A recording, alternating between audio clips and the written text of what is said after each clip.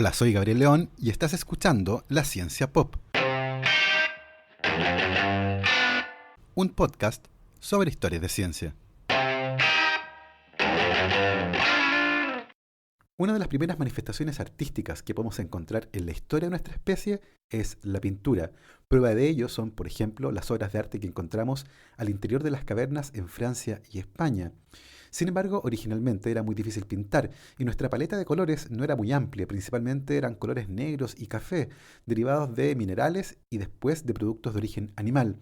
Otros colores, como el azul y el rojo, tuvieron que esperar, y el día de hoy les voy a contar justamente la historia que hay detrás de esos pigmentos, particularmente de dos muy especiales: un café con un origen bien curioso y una particular guerra que ocurrió entre artistas a propósito del uso de un tipo muy particular de pigmento negro. Hoy en la Ciencia Pop les voy a contar la historia del café momia y la guerra del negro. Y les recuerdo que si les gusta este proyecto lo pueden apoyar a través de mi página en Patreon. Para eso vayan a www.patreon.com/lascienciapop y se pueden inscribir para hacer un aporte mensual y apoyar este proyecto. Mis agradecimientos a todos los que se han anotado, particularmente a Sebastián Toledo, Hablemos de Ciencia, en Instagram nos encuentran como hablemos.deciencia, y a Alberto Montt y Laura. Muchísimas gracias. En estos tiempos es fácil ver noticias y pensar que lo estamos pasando tremendamente mal, porque, seamos honestos, lo estamos pasando muy mal. Sin embargo, en la historia de nuestra especie, que tiene algo así como 250.000 años sobre este planeta, lo hemos pasado muchísimo peor. De hecho, cuando nuestra especie recién apareció, estuvimos varias veces a punto de extinguirnos. Las enfermedades, la falta de alimento y los depredadores nos mantuvieron a raya durante muchísimo tiempo y, sin embargo, logramos sobrevivir. Y una de las cosas que ocurrió, y que a mi entender son fascinantes, tiene que ver con el hecho de que en algún momento empezamos a tener tiempo de ocio. Ya no pasábamos todo el tiempo buscando comida o arrancando de los depredadores. En algún momento tuvimos tiempo para, entre comillas, perder. Fue ahí cuando probablemente comenzamos a hacer las primeras preguntas de carácter científico, y fue ahí también donde probablemente nació el arte, esta capacidad que tenemos los seres humanos de contar historias usando algún medio. Originalmente, las primeras muestras de esta creatividad artística se encontraron al interior de las cavernas en Francia y España, lugares de residencia de nuestros ancestros en la transición entre el Paleolítico y el Neolítico hace unos 12.000 años atrás. El descubrimiento de ese tipo de arte rupestre, fue toda una noticia cuando originalmente se describieron. Sin embargo, el año 2019 ocurrió un hecho tremendamente relevante. En la isla de Sulawesi, en Indonesia, se encontró una pintura de más de 44.000 años de antigüedad. No solo eso, se trata además del trabajo de arte narrativo con teriantropía más antiguo que se conoce. Y sí, probablemente se están preguntando qué diablos es la teriantropía. Consiste eso en dibujar a humanos con cuerpos de animal. Y este dibujo, que se encuentra en una caverna en la isla de Sulawesi, es el ejemplo de arte narrativo más antiguo que se conoce. Estamos hablando de imaginar cosas que no existen y además las estamos contando. En el caso de la pintura Sulawesi se trata de figuras humanas con cabezas de animales y que están cazando jabalíes. Y uno puede ver ahí, por ejemplo, que se usa el color negro y rojo, que probablemente tienen su origen en el uso de carbón y también a algunos óxidos de origen metálico. Esta pintura, descubierta el año pasado, como les digo, se convirtió entonces en el trabajo de arte narrativo más antiguo del cual tenemos registro, 44.000 años. Y esto de contar historias es probablemente una de las características más propias de nuestra especie. De hecho, hace un tiempo atrás, un grupo de investigadores hizo un estudio muy interesante acerca del valor de la narrativa en una tribu llamada Acta y que vive en Filipinas. Son un grupo humano bien particular porque hasta el día de hoy mantienen la costumbre de ser cazadores-recolectores. No usan grandes tecnologías y en esa tribu en particular, en los Acta, se descubrió que el valor de ser un buen contador de historias era socialmente muy apreciado. De hecho, los que contaban mejores historias no solo eran bien considerados dentro del grupo, sino que además eran los preferidos para ser los compañeros de las mujeres. Es decir, las mujeres preferían tener de compañero a un muy buen contador de historias antes que, por ejemplo, a un muy buen cazador. lo que releva este hecho. Somos una especie que cuenta historias y además las disfruta. Y eso está, a mi entender, presente como una de las características más importantes de los miembros de nuestra especie. Disfrutamos contando historias y también disfrutamos escuchando historias. Bueno, por eso estamos haciendo este podcast, ¿no? Ahora, uno de los desafíos que tiene contar historias con dibujo, por ejemplo, tiene que ver con el hecho de dónde diablos sacamos pigmentos que sean capaces de entregar color y además que sean suficientemente persistentes para poder generar arte que sea permanente.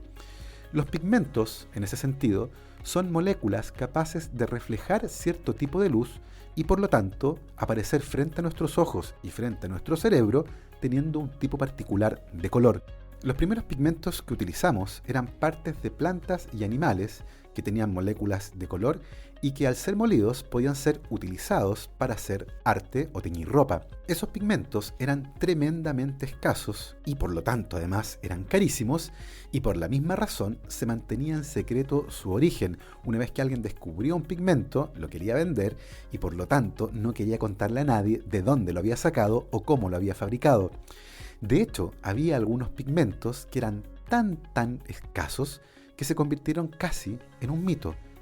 De hecho, el color azul es casi un misterio en la historia del arte, porque existen muy pocos pigmentos azules, eran caros y prohibitivos, y en un hecho que resulta tremendamente curioso, la palabra azul no existe en casi ningún idioma antiguo.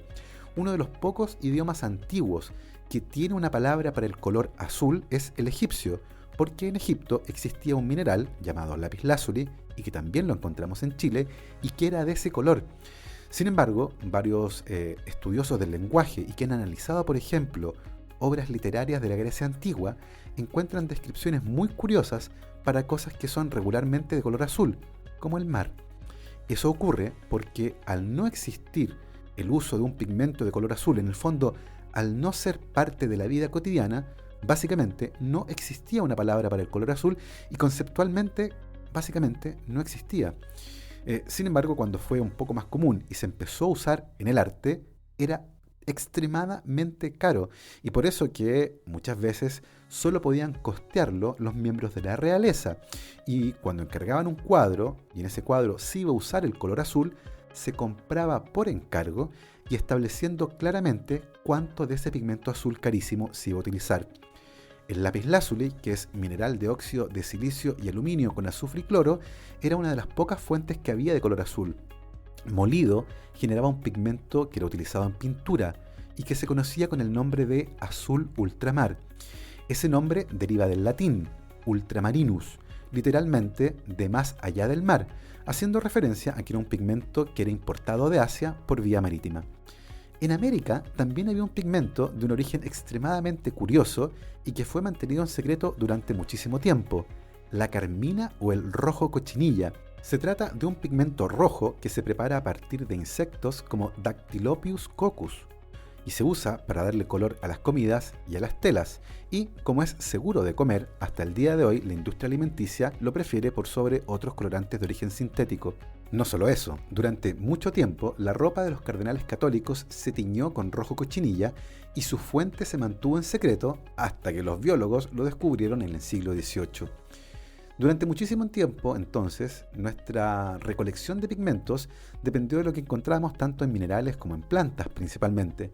Sin embargo, la revolución industrial cambió eso y con las nuevas técnicas químicas aparecieron nuevos pigmentos. Evidentemente, el color azul era el más buscado y uno de ellos, uno de los primeros pigmentos de color azul razonablemente barato que fue descubierto, fue el azul de Prusia. Este pigmento fue descubierto por accidente en 1704 cuando el pintor y elaborador de pigmentos Henry Dichbach estaba preparando un pigmento de color rojo. La receta necesitaba usar ceniza, pero a falta de esto, su compañero le pasó un reactivo llamado aceite de hueso, que como su nombre lo sugiere, se prepara a partir de huesos destilados. El pigmento resultante fue un color azul intenso al que llamaron azul de Berlín, y muy pronto comenzaron a venderlo con gran éxito, guardando celosamente la receta en secreto. Sin embargo, finalmente en 1724, John Woodward descubrió cómo prepararlo y publicó la receta en una revista científica. Su nombre quedó como azul de Prusia, ya que fue utilizado para teñir los uniformes de los militares prusianos.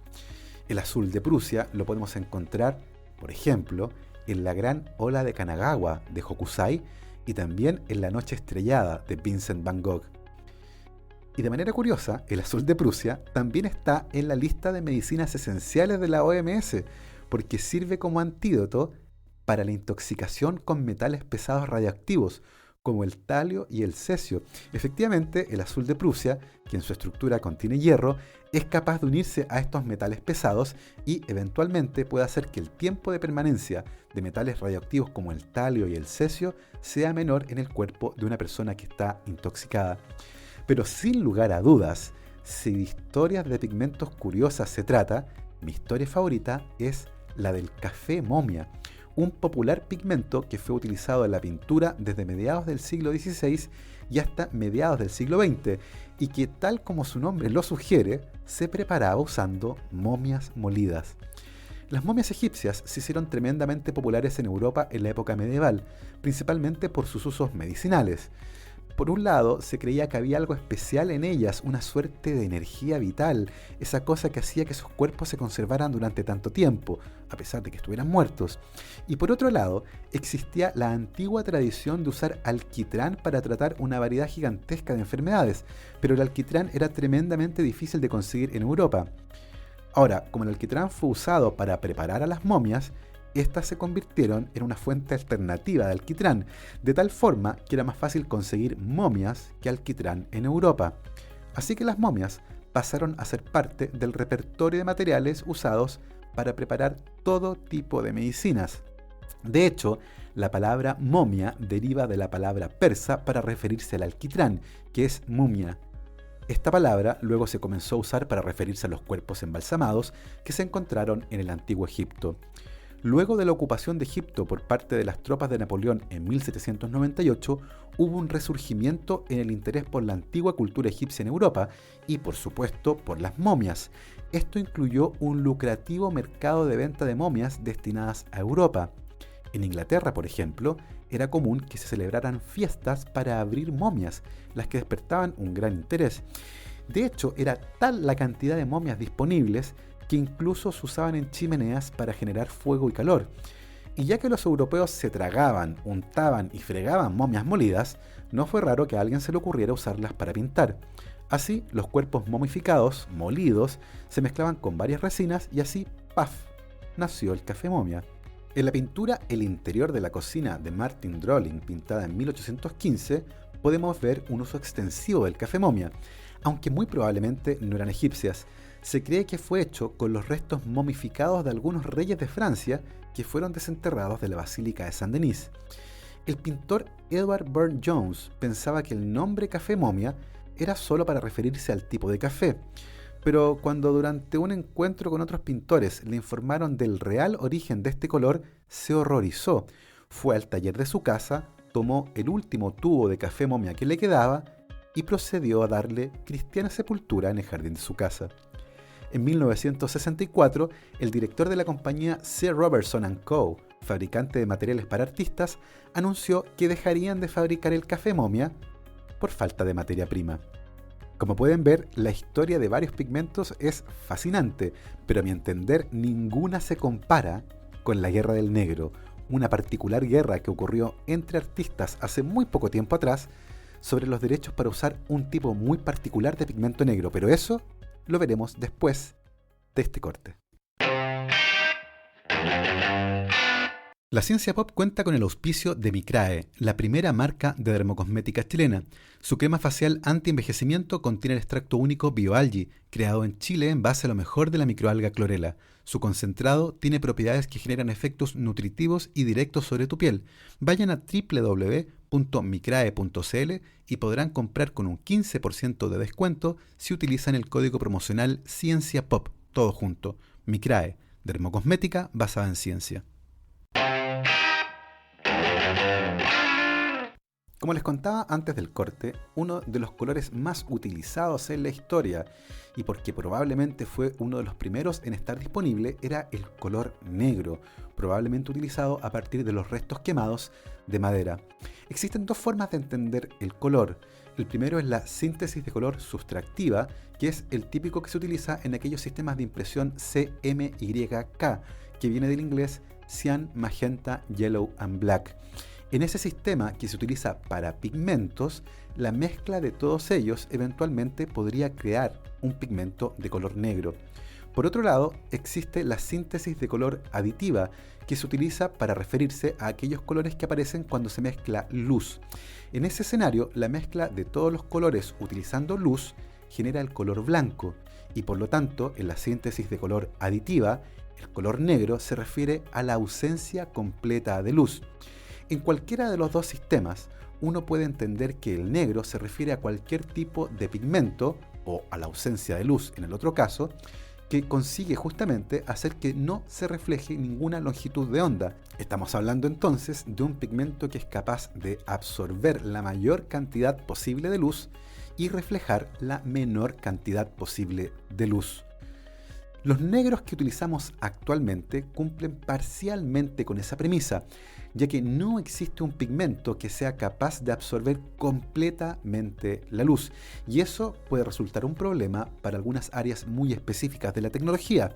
Y en ese sentido existía el desafío por crear el negro más negro, un pigmento que fuera capaz de absorber casi por completo cualquier tipo de fotón y reflejar muy poca luz de vuelta. Eso fue precisamente lo que se quería hacer con el desarrollo de Vantablack, que fue creado por la compañía inglesa Surrey Nanosystems. Esta compañía utilizó una estrategia tremendamente compleja para fabricar este pigmento negro. Se trata de nanotubos de carbono que están alineados verticalmente. De esa forma, estos nanotubos de carbono funcionan como trampas para los fotones, los que entran y no pueden salir, y su energía se disipa como calor. Por lo tanto, en ese pigmento casi no existe emisión de luz, algo que claramente es muy complejo y caro de hacer, ya que en ese caso el pigmento debe sintetizarse en la misma estructura que ustedes quieren pintar, ya que deben fabricar in situ los nanotubos de carbono que estén alineados además verticalmente, es decir, están construidos, están fabricados esos nanotubos de manera perpendicular a la superficie que ustedes quieren pintar. Imagínense entonces que estos nanotubos son fideos, y esos fideos los tienen que pegar entonces perpendicular a la pared. Todos los fotones que entren a esos nanotubos no van a salir, su energía se va a disipar y por lo tanto esa pared va a quedar completamente negra. Este pigmento Vantablack fue desarrollado pensando en la industria aeroespacial y de observaciones astronómicas, y es capaz de absorber el 99,965% de la luz visible, convirtiéndose así en el pigmento más negro que se ha desarrollado en la historia de la humanidad. El nombre Vantablack proviene de la sigla Vertical Aligned Nanotube Arrays, de ahí el Vanta y Black el negro. Y se trata de un pigmento que es extremadamente carísimo. Imagínense que tienen que sintetizar in situ los nanotubos de carbono. Sin embargo, la empresa Surrey Nanosystems logró generar una forma más barata de fabricarlo y en un formato más cómodo, en spray y además a baja temperatura. Era evidentemente más sencillo y se podía hacer fuera de un laboratorio. Era algo así como un negro muy negro pensado para artistas. Y se llamó Vantablack S-Vis. Ahora, ¿era para todos los artistas? La verdad es que para la empresa resultaba imposible proveerlos a todos. Así que eligieron a un artista, Anish Kapoor. Anish Kapoor es tremendamente conocido por varias de sus obras en las que juega con las texturas y las superficies.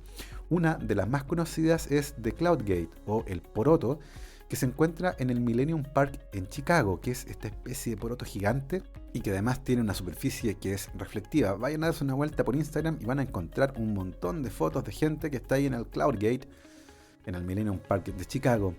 Ahora, una de las cosas que pasó es que la empresa no era capaz de fabricar suficiente pigmento negro para todos los artistas, así que firmaron un contrato de uso exclusivo con Anish Kapoor. el Vanta Black solo podía ser usado por él. Un tipo con un ego enorme, un maníaco narcisista, así fue descrito por otro artista, pero su trabajo es tan bueno que se lo ha ganado, afirmó el mismo artista. La historia era que no comenzó a distorsionarse y algunos entendieron que los derechos eran sobre el uso del color negro. Stuart Semple, un artista joven y no famoso como Kapoor, estaba interesado en mezclar sus propios pigmentos y fue uno de los artistas que primero se enteró de este uso exclusivo por parte de Anish Kapoor del Vanta Black. Él consideró que eso era tremendamente injusto. La idea de un pigmento nuevo es que esté en las manos de la mayor cantidad posible de artistas, porque si no, al final, ¿para qué? Stuart Semple entonces decidió hacer algo bien insólito. Decidió desarrollar el pigmento rosado más rosado, un pigmento que él vende en su página web con una única condición: no puedes ser Anish Kapoor o comprarlo para él, tal cual. De hecho, en la página, si ustedes compran ese producto, viene una advertencia. Al agregar este producto a su carro, usted confirma que no es Anish Kapoor, que no está de ninguna forma asociado con Anish Kapoor, que no está comprando este pigmento en nombre de Anish Kapoor o de algún asociado de él y, por lo tanto, usted garantiza que esta pintura no terminará en las manos de Anish Kapoor. Esta curiosa advertencia finalizaba además con un hashtag: Share the Black, comparte el negro. Y todo podría haber quedado ahí si no fuera porque Anish Kapoor subió a su Instagram una foto que mostraba su dedo medio untado en un frasco del pigmento rosa más rosa desarrollado por Stuart Semple. Y eso fue lo que finalmente desató la guerra. Semple decidió entonces hacer su propio negro y a fines del 2016 e inicios del 2017 trabajó en las versiones 1 y 2 de su pigmento negro más negro, que fue desarrollado en colaboración con otros 1000 artistas. Para eso, Semple les mandaba muestras de pigmentos y les pedían que utilizaran distintas resinas o vehículos para suspender los pigmentos y eventualmente llegar al negro más negro, pero que fuera barato y fácil de hacer. Llegó finalmente a una versión 2.0. Se trata de un pigmento extremadamente negro y además muy barato. Y nuevamente, este pigmento está disponible en su página web y cualquier persona lo puede comprar, claro, a no ser que seas Anish Kapoor. Finalmente, el uso artístico del Vanta Black se ha limitado a un reloj del fabricante suizo MCT. Ahora no corran a comprárselo, es un reloj que cuesta $95.000, algo así como 80 millones de pesos. No sé si vale la pena. Esta historia muestra el lado curioso y a veces desconocido de los pigmentos que forman parte de nuestra vida, desde que eligen el color de la pared que quieren pintar el living hasta el color del lápiz que quieren usar para hacer algún tipo de ilustración, y además juega profundamente con nuestra capacidad de percibir el color. Pero ese es tema para otra historia. Por ahora lo dejamos aquí y lentamente nos vamos a negro, pero volveremos la próxima semana con otra fascinante historia. Que estén muy bien, lávense las manos.